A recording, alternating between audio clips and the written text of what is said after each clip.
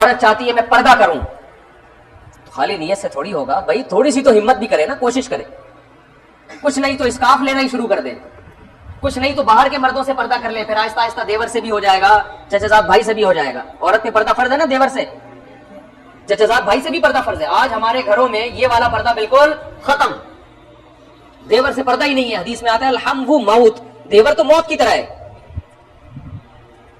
اب لوگ کہتے ہیں بھابیاں جب دیور سے پردہ کرتی ہیں دیور کو غصہ آتا ہے کہ میں نے کیا غلط نظریں ہیں کیا؟ شریعت نے یہ نہیں کہا کہ جس کی نظریں غلط ہو اس سے پردہ کرو، جس کی غلط نظریں نہیں ہیں اس سے پردہ نہیں، کیونکہ نظروں کا کوئی لیبارٹری ایسی نہیں ہے کہ ڈاکٹر کو چیک کرائیں تو ڈاکٹر کہے گا یہ 2 نمبر نظریں ہیں اس کی۔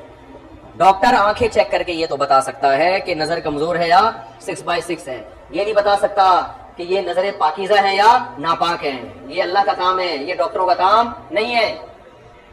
اس لیے اللہ نے جوان عورت کو حکم دیا کہ ہر جوان مرد سے پردہ کرے۔ ہاں، گھروں میں پردے کے احکام اس طرح نہیں ہوتے جیسے باہر ہوتے ہیں۔ جوائنٹ فیملی میں اگر عورت پردہ کرے گی، جو خواتین بیان سن رہی ہیں آج سے عزم کریں ہم انشاءاللہ ضرور پردہ کریں گے، کیونکہ اللہ نے کہا کامیابی کے لیے کوشش کرنا بھی ضروری۔ آج خواتین کی زندگیوں سے پردہ نکل گیا، یہ تو عورت کے لیے سب سے اہم، نماز کے بعد سب سے اہم حکم پردہ ہے عورت کے لیے، اور اس میں اللہ عورت کو فائدہ پہنچا رہے ہیں، مرد کا نقصان ہے اس میں۔ یورپ میں جو بے پردگی ہے اس میں مردوں کی عیاشی ہے، عورت کا بیڑا غرق ہو رہا ہے، اس میں عورت کا بیڑا غرق ہو رہا ہے۔ کوئی عورت کو بیوی بنانے کے لیے تیار نہیں ہے، سب گرل فرینڈ بناتے ہیں۔ تو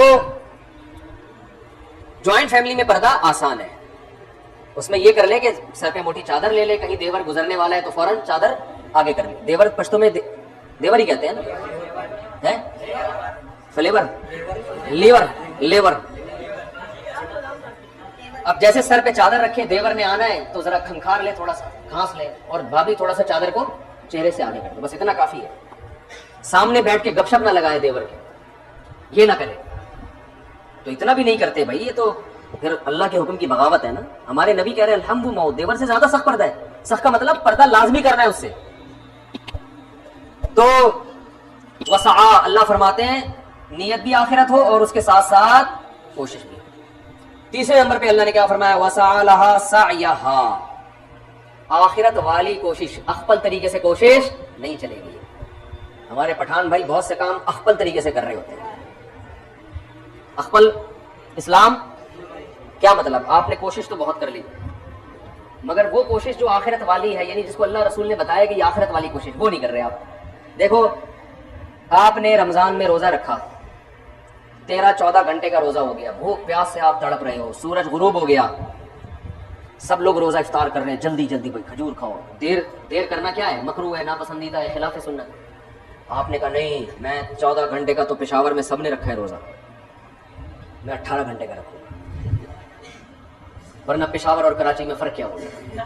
تو کراچی والے بھی رکھ لیتے ہیں 13-14 گھنٹے، ہم جب پشاور میں ہیں پھر پشاور میں تو پھر ہم کتنے گھنٹے کا رکھیں گے؟ ہم زیادہ، ہم طاقت زیادہ ہے ہمارے اندر، ہم کتنے گھنٹے کا رکھوں گا؟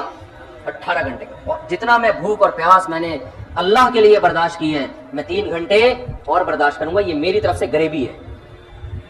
کمپنی ہوتی ہے نا بھئی، یہ تو آپ نے کپڑا خریدا ہے، خواتین مارکیٹ سے کپڑا خریدتی ہیں، بہن یہ ہماری طرف سے، یہ آپ نے کپڑا خریدا، یہ دوپٹہ ہماری طرف سے فری، ہوتا ہے کہ نہیں ہوتا؟ تو